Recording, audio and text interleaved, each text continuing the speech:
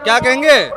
हम यही कहेंगे कि 3 चरण के मतदान के बाद दस्त आने लगे हैं और 56 इंच की छाती वाले अब घबराने लगे हैं और कुछ इस कदर भगदड़ मची है चोरों के गिरोह में। आलम यह है कि एक दूसरे पर आरोप लगा। हाँ दोस्तों, आप हिंदुस्तान के अंदर ज़रूर देखते होंगे, जो हिंदुस्तान के अंदर जो एक सरकार है बीजेपी सरकार, वो हमेशा से जब तक हमेशा का राजनीति उसका ऐसी ही रहा है। मंदिर मस्जिद, हिंदू मुसलमान, इंडिया और पाकिस्तान। जी हाँ दोस्तों, वो हर इलेक्शन में यही मुद्दा उठाता है, कभी मंदिर का तो कभी मस्जिद का, तो कभी हिंदुस्तान के मुसलमानों का तो कभी पाकिस्तान का। जी हाँ दोस्तों, वो कभी भी नहीं महंगाई के बारे में बात करता है और कभी भी नहीं रोज़गार के बारे में बात करता है। तो ऐसी ही हम कुछ इस वीडियो में देखेंगे जो आज 2024 का जो इलेक्शन हो रहा है, इसमें हर पूरी हिंदुस्तान का पब्लिक चाहता है जो ये फिर ना आ जाए, नहीं तो हिंदुस्तान को ये बेच डालेगा। और गोदी मीडिया का तो क्या कहना ही है। गोदी मीडिया मतलब वो दिखाता ही नहीं है जो सरकार गलत करता है,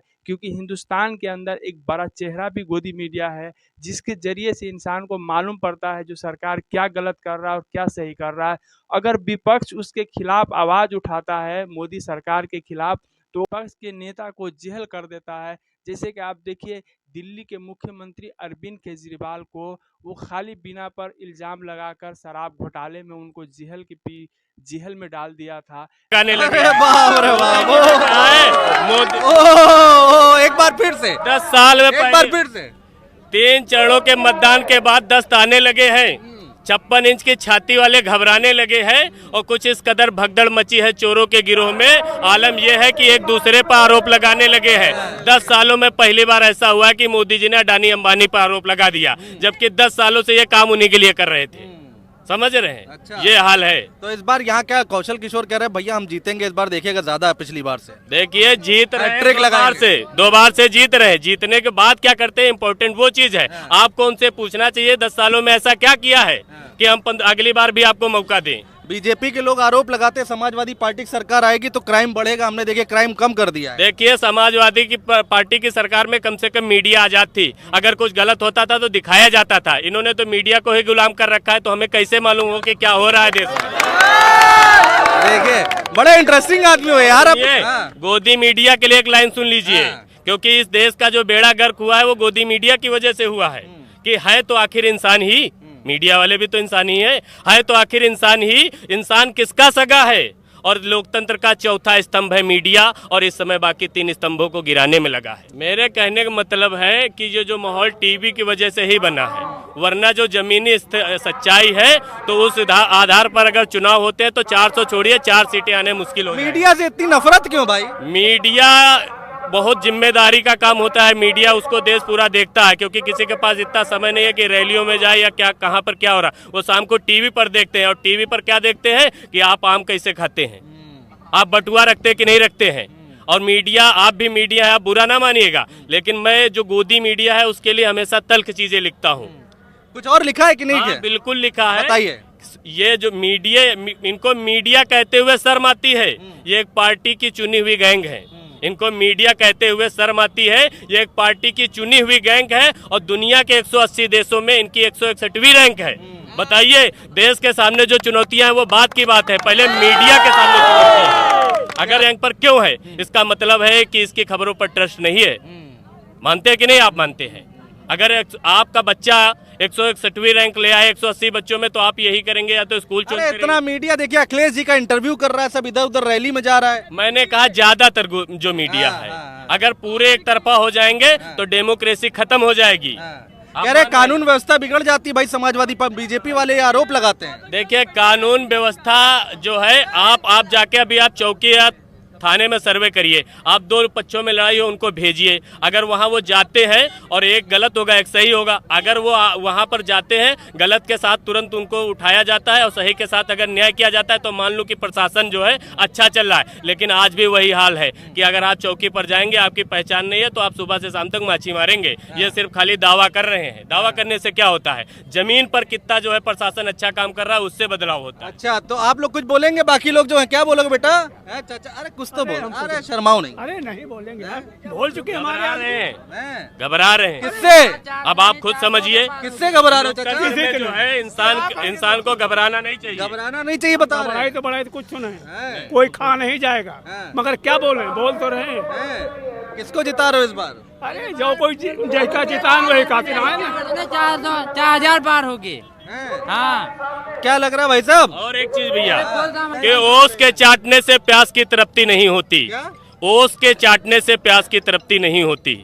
ओस चाटने से प्यास नहीं मिटती, कि ओस के चाटने से प्यास की तृप्ति नहीं होती, और सिर्फ मुसलमानों को गालियां देने भर से देशभक्ति नहीं होती। अगर वतन से मोहब्बत है तो विकास करके इसकी तरक्की कराइए। नफरतों ने हमेशा विनाश ही किया है, देश को हिंदू मुस्लिम में न लड़ाइए।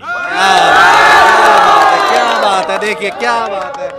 बहुत बढ़िया लिखते हो आप भाई साहब, बहुत बढ़िया लिखते हो। क्या कहेंगे भाई साहब, आप भी युवा हो, यूं तो हैं? राशन वाशन बट रहा है, बता रहे बीजेपी वाले राशन बांट रहे हैं। का भी सुन लीजिए। अरे देखिए एक और आया, एक और आया। मैं वैसी चीजें नहीं लिखता हूं कि सिर्फ अपनी वाहवाही के लिए। राशन की सच्चाई मैं आपको बता दूं, गांव में जाइए, नट फकीर आते हैं 50 सालों से, उनको राशन फ्री मिल रहा है। आप पता करिए कि उनके लड़के आईएएस बने हैं क्या? अगर फ्री राशन से इतनी तरक्की होती है तो जो ये नट फकीर इतने सालों से फ्री राशन पा रहे थे, उनके लड़कों को डीएम होना चाहिए था कि नहीं? उल्टा ये है कि वो कल भी भीख मांग रहे थे, आज भी भीख मांग रहे हैं, और आज पूरे देश की हालत ये हो गई है कि 80 करोड़ लोग भीख मांग रहे हैं, वो कह नहीं रहे हैं। जिस तरह अमित शाह जी ने कहा था कि अगर हम जीतते हैं तो 2029 तक मुफ्त अनाज मिलता रहेगा। क्या आज ये भारत की ये औकात है कि अगर सरकार फ्री अनाज न दे तो उनकी जिंदगी चलने मुश्किल हो जाए? अच्छा, अखिलेश यादव के लिए कुछ लिखा कि नहीं लिखा आपने? देखिए, अखिलेश यादव जो है सिर्फ नफरत का शिकार हुए हैं, वरना अगर इस बार वो चुनाव जीतते हैं या मुख्यमंत्री बनते हैं 2027 में, तो वो भी कंफ्यूज रहेंगे कि विकास की बात करूं कि मंदिर मस्जिद की बात करूं। वरना अगर विकास की बात है तो जो लोग बीजेपी को भी वोट करते हैं वो भी ये मानते हैं कि मंदिर मस्जिद में कुछ लिखा कि नहीं लिखा? बिल्कुल लिखा है मैंने। मंदिर मस्जिद जो है वो हमारे आचरण का विषय है। अगर हम मंदिर मस्जिद से कुछ सीख सकते हैं तो सीख सकते हैं कि हमारा आचरण कैसा होना चाहिए। मंदिर मस्जिद की राजनीति में जरूरत नहीं है। ठीक है, देखिए और लोग भी यहाँ पर मौजूद हैं, उनसे बात करेंगे। सब अखिलेश जी के लिए आए हो आप? इधर आओ भाई साहब, टोपी ओपी लगाए हुए हो। इतनी गर्मी में यहाँ क्या कर रहे हो? घर जाओ अपना, देखो। हम अपने भाई अखिलेश जी को जिताने आए यहाँ पे। जीतेंगे इस बार? फुल बहुमत से। बीजेपी कह रही हैट्रिक लगाने जा रहे हो। कुछ नहीं कर पाएगी अब की बार सपा सरकार। हाँ, हर बार प्रधानमंत्री कौन बन रहा है? अखिलेश यादव बनेंगे। बनेंगे।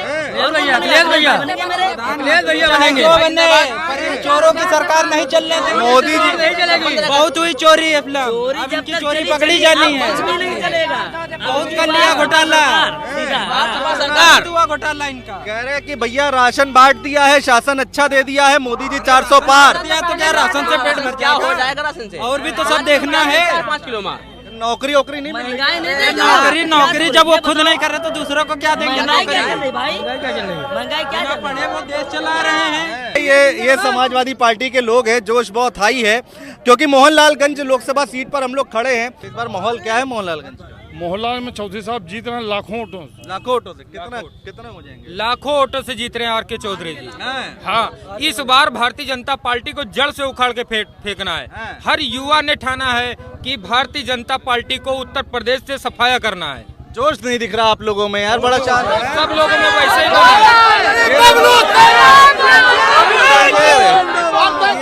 ये है, ये